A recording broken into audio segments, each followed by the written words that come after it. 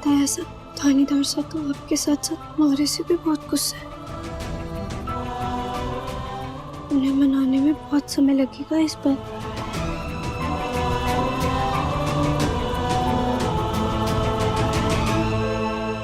थानेदार साहब, बड़ा वाला सॉरी। मैंने नहीं पता था कि मेरी एकदम से ऐसी बात से आपको इतना बुरा लगेगा। ये सिर्फ थोड़ा सा खा लीजिए।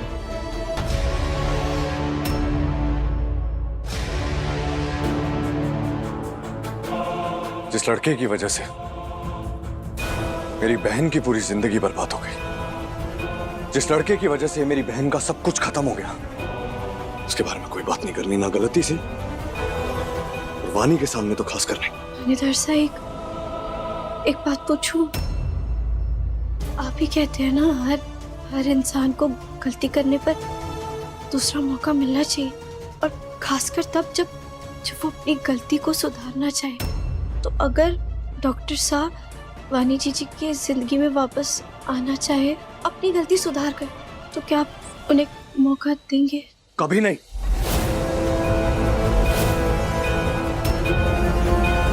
उस लड़के को मेरी बहन की जिंदगी में दूसरा मौका कभी नहीं मिलेगा बुलबुल। जानती हो क्यों? क्योंकि एक रिश्ते में दूसरे मौके जैसी चीज की कोई गुंजाइश नहीं होती। क्या मैंने आज तक तुम्हारी बहन दृष्टि को दूसरा मौका दिया? नहीं मिला ना, और मैं उसे दूसरा मौका कभी दूंगा भी नहीं।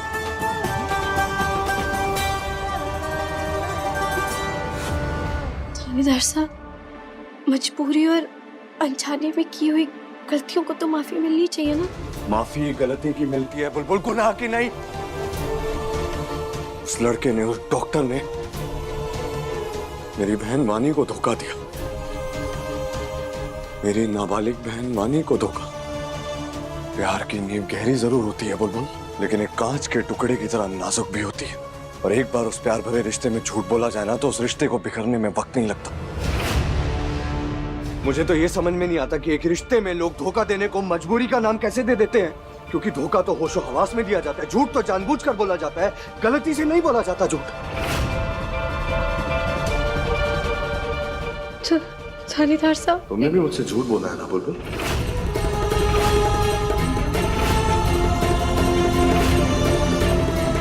कई बार झूठ बोला मुझसे, लेकिन वो मामूली झूठ थे बुलबुल, हार्मलेस झूठ थे। किसी को खुश करने के लिए झूठ बोले गए थे। वो झूठ वो नहीं थे कि जिससे किसी का दिल टूट जाता या किसी की जिंदगी भविष्य बर्बाद हो जाता। ऐसे झूठ तुमने भी कभी नहीं बोले बुलबुल। एक पल के लिए मान लेते हैं कि तुम नाबालिग होती और तुम्हारी मुझसे शादी हो जाती। तुम नाबालिग होती और तुम्हारी मुझसे शादी हो जाती। तुम नाबालिग होती और तुम्हारी मुझसे शादी। मैं अपनी वर्दी को पहनना तो दूर की बात, अपनी वर्दी की तरफ आंख उठाकर नहीं देख पाता बुलबुल, किसी आंख से नहीं देख पाता। ना अपने परिवार से, ना समाज से, ना दुनिया से, ना उस वर्दी से, और ना अपने आप से आंख मिला पाता। मैं अपने आप को कभी माफी नहीं कर पाता बुलबुल। वानी, तुम्हारी और मेरी तरह ऐसा ही एक सच्चा रिश्ता ही तो डिजर्व करती है ना। पता है, मैं सपने में भी नहीं सोच सकता कि बुलबुल तुम मुझसे कभी ऐसा झूठ बोलोगी, ऐसा कभी धोखा दोगी कि हमारा रिश्ता हमेशा हमेशा के लिए खत्म, हमारा रिश्ता बर्बाद हो जाएगा। क्योंकि अगर तुमने मुझसे कभी झूठ बोला, मुझे धोखा दिया, सब खत्म हो जाएगा बुलबुल। मेरा दिल टूट जाएगा, मेरा प्यार पर से भरोसा उठ जाएगा।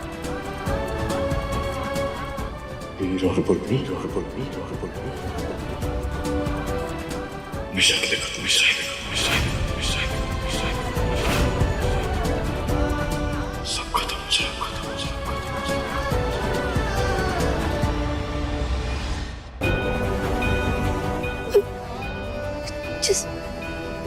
जिस दिन थानेदार साहब को हमारी असली उम्र का झूठ पता चलेगा, उस दिन हमारा सब कुछ खत्म हो जाएगा उस दिन।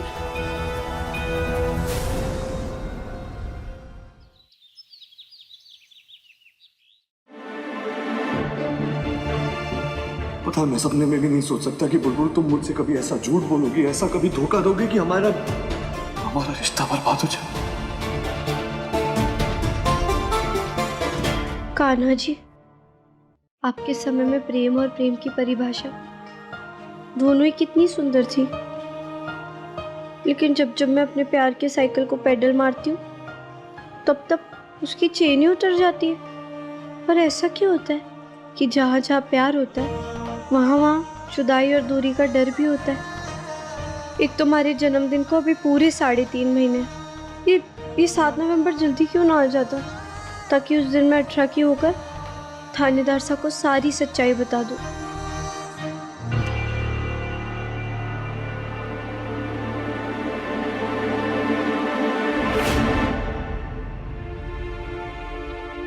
₹500 का नोट यहाँ, ओले नोट का ऐसे नीचे गिरना मतलब लक्ष्मी मैया का अपमान होना।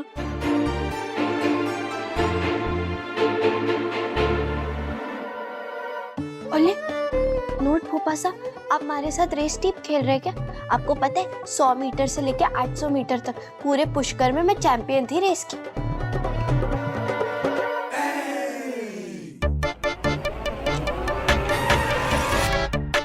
नोट फूफा सा, अब है ना आपका ज्यादा हो रहा है। अब जहाँ से आया ना वहीं चुपचाप हाथ खड़े करके खड़े हो जाइए।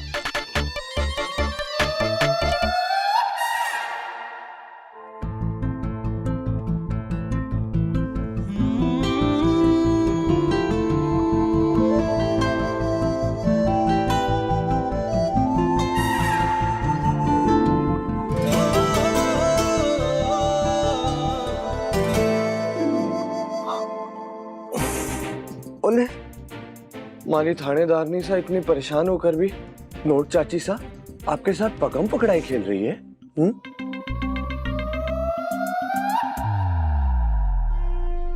मैं अपने चटोरा अचार का बिजनेस चलाती हूँ और मैंने एक एक पैसों की कदर, मैं जानती हूँ कितने मेहनत से आते हैं वो और कितनी जान जाती हूँ।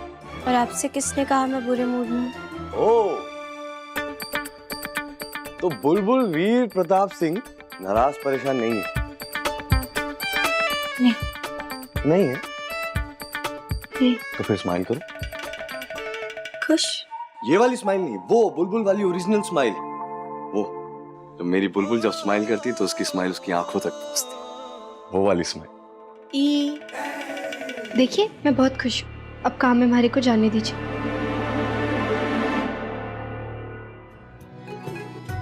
सॉरी।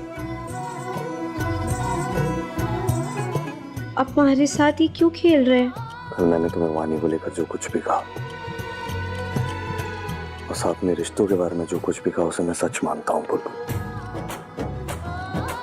लेकिन शायद मेरा तुमसे बात करने का तरीका गलत था, उसके लिए माफ कर दो, दिल से सॉरी। मैं कह रही हूँ ना, हमारा मूड एकदम ठीक है, अब जाने दीजिए मुझे। नो नो, मैं तुम्हें तब तक पकड़ के रखूंगा जब तक तुम मुझे माफ नहीं कर देती और इस चेहरे पर स्माइल नहीं ले आती, क्योंकि मैं तुम्हारी माफी और तुम्हारी स्माइल के लिए कुछ भी कर सकता हूँ। एनीथिंग एंड एवरीथिंग तुम बताओ प्लीज। और तो आप एक काम करिए, आप टीवी बन जाइए। टीवी? मैं कैसे? जैसे बीवी को टीवी बनाया था वैसे। नमस्कार, आज की ताजा खबर, कच्ची कैरी और अदरक के भाव ने छुआ आसमान, अचार बेचने वालों का हुआ नुकसान। ओह वेरी चालाक बुलबुल। अभी हमारा समाचार सुनने का मन कर रहा है। समाचार? हाँ समाचार। ब्रेकिंग न्यूज, अजमेर में चली पत्नी के गुस्से की आंधी, पति का हाल हुआ बेहाल। Channel change. डांस करके दिखाइए, चलिए dance. Dance dance dance Kartik Aaryan वाला डांस। नहीं, चिकनी चमेली पे डांस करके दिखाइए। चिकनी चमेली? हाँ, चलिए। चिकनी चमेली आईपीएस ऑफिसर से ना। आग हवा का खेल प्रीत ये किस्मत की भड़काई, वो भीतर महके कस्तूरी सी हाथ मगर ना आई। हाँ तुम जो कह दो मीत सजन जी, सुलझे उलझी प्रीत सजन जी, गाँव में खुल के गीत की ओ जी मेरा बाला मैं थानेदार, ओ जी रे सुन लो मेरा बाला मैं थानेदार,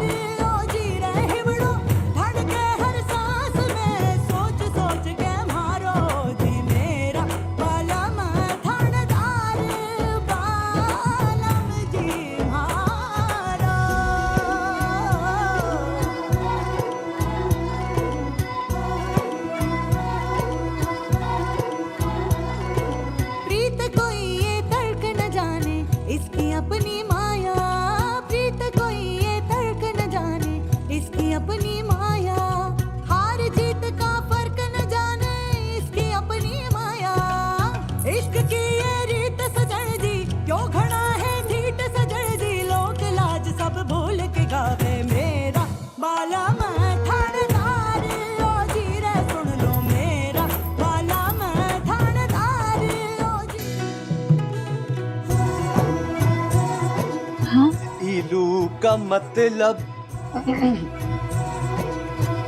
इलू का मतलब। गाना पूरा करिए। क्या कहने वाली थी तुम? अभी हमारा मूड नहीं। मूड नहीं है? अरे बोलिए ना, इलू का मतलब। इलू का मतलब जो कुछ भी है पहले आप बोलिए। ये इलू इलू क्या है? ये इलू इलू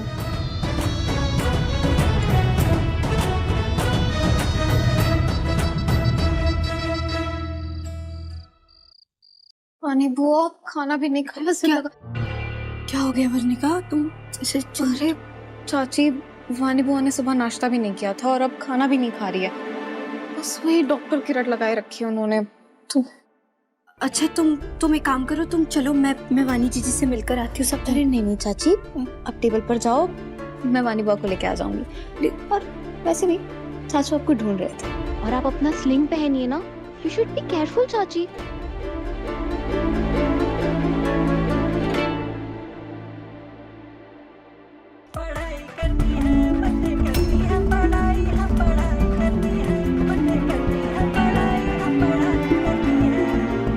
हाँ डॉक्टर साहब, कहिए कैसे फोन किया आपने? मैंने बुलबुल, वो वानी कैसी है? बहुत बेचैनी हो रही है, बार बार वानी का ही ख्याल आ रहा है। वो ठीक तो है ना? इधर वानी जीजी आपको याद कर रही और उधर आप उनको। लेकिन थानेदार सा का गुस्सा देखा है मैंने, मैं चाहकर भी कुछ नहीं कर सकती। वानी जीजी का ध्यान रखने के लिए उनका पूरा परिवार है, आपको चिंता करने की कोई जरूरत नहीं।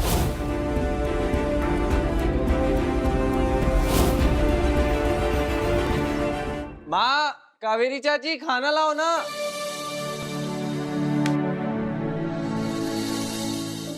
इतना चिल्ला क्यों रहा है? हाँ, ला तो रहे हैं। तुझे जन्माष्टमी छोड़ के अपने दोस्त की सगाई पर दिल्ली जाने दे रहे हैं। चिल्लाएगा ना तो तेरा परमिशन कैंसिल।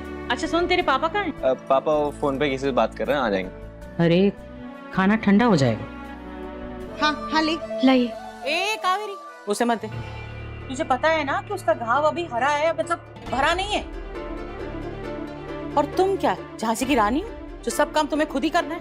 कोई जरूरत नहीं काम करने की, चुपचाप बैठो और खाना खाओ। मैं और कावेरी परोस रहे हैं। माँ चुपचाप नीचे बैठो। बैठ जा।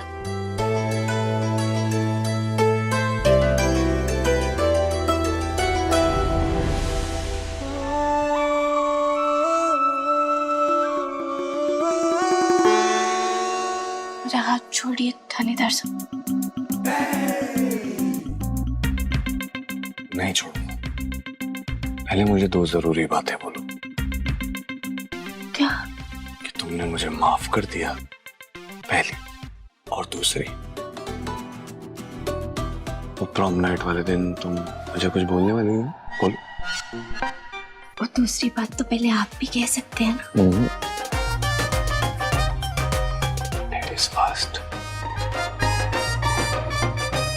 थानेदार साहब, हमारा हाथ छोड़िए, मासा देख लेंगी। मेरे जवाब दो। छोड़िए थानेदार साहब। नीचे। वीर, माँ, सब्जी नहीं ले रहा तू? तूने तो बनवाई थी ना, तुझे पसंद है इतनी।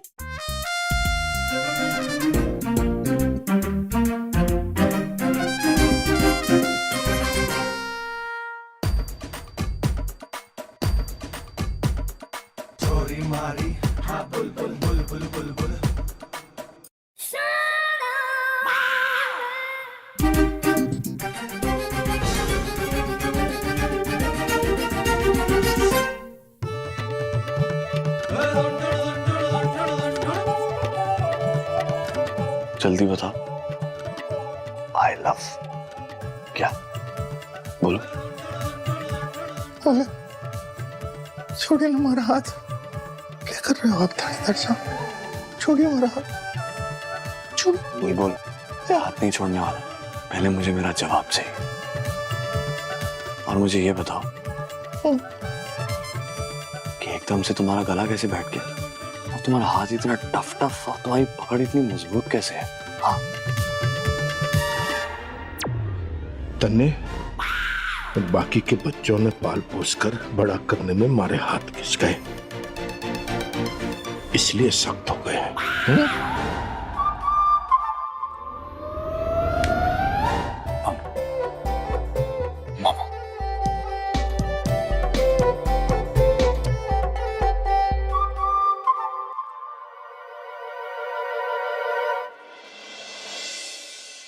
इतना टेस्टी टेस्टी खाना बनाना, थोड़ा सा खाना खाना। नहीं, वो नहीं आएगा तब तक मैं खाना नहीं खाऊंगी। बहुत टेस्टी टेस्टी खाना। मुझे नहीं खाना, मुझे मेरे डॉक्टर के पास जाना है। पानी बहुत, थोड़ा सा खाना खा लो। देखो देखो सब बैठे हैं ना खाना खाने, अब थोड़ा सा खाना खा लो। थोड़ा सा थोड़ा सा थोड़ा सा थोड़ा सा। बहुत बुरे हो, मुझे मेरे डॉक्टर से दूर रखते हो। सिर्फ मेरा डॉक्टर ही अच्छा है, मुझे उसके पास जाना है। खाना नहीं खाना। वानी बहुत थोड़ा सा, वानी बहुत थोड़ा सा। वानी, वानी। जब से छोरी हॉस्पिटल से लौटी है तब से परेशान, फिर से वही मेरा डॉक्टर का जाप। मैंने आपसे कहा था ना कि इसे हॉस्पिटल नहीं लेकर जाएंगे, लेकिन किसी ने मेरी बात नहीं मानी। अब देख लीजिए उसका हाल। मैं जाकर बात करती हूँ उससे। माँ, मैं एक बार बात कर लेता हूँ। नहीं, मैं खुद जाकर बात करूंगी। मासा अगर आपको ठीक लगे तो मैं वानी जीजी को खिलाने की कोशिश करूं।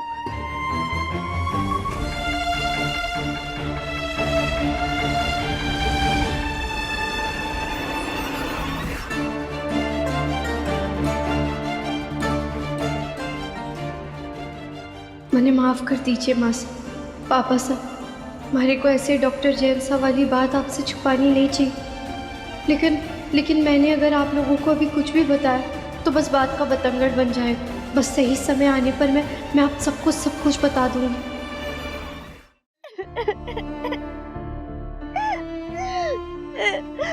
मेरा डॉक्टर कब वापस आएगा? मुझे सिर्फ वही चाहिए और किसी से बात नहीं करनी है। मेरा डॉक्टर।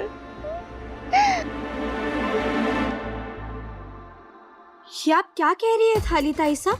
अच्छा ऐसा हुआ, प्रिंस राजकुमार सा अपनी प्रिंसेस राजकुमारी सा के बिना ही चले गए? प्रिंस? कौन सा प्रिंस? Best friend? वही वानी जीजी जो कहानियों में होते हैं। आपको पता है जो प्रिंस राजकुमार सा है, राजकुमारी सा को लेने तो आए पर प्रिंसेस राजकुमारी सा के बिना ही चले गए। क्यों? क्योंकि जब प्रिंस राजकुमार सा आए तो उन्होंने ये देखा कि प्रिंसेस राजकुमारी सा भूखी प्यासी बैठी थी उनके इंतजार में। तो उन्होंने देखा कि वो तो कमजोर हो गई, तो उन्होंने कहा इतनी कमजोर राजकुमारी, हमें तो स्ट्रॉन्ग वाली राजकुमारी चाहिए। तो इसीलिए हमें इस कहानी से ये सीख मिलती है कि हमें कभी भूखा नहीं रहना चाहिए। तो इसीलिए दाल रोटी खाओ और प्रभु जी के गुण गाओ। खाइए।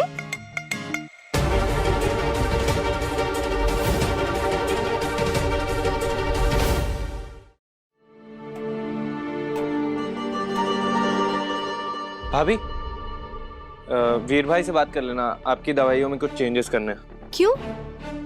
वो तो पता नहीं, डॉक्टर जैन का फोन आया था उनके पास, तो आप देख लेना, मैं चाहता हूँ। डॉक्टर जैन? डॉक्टर जैन?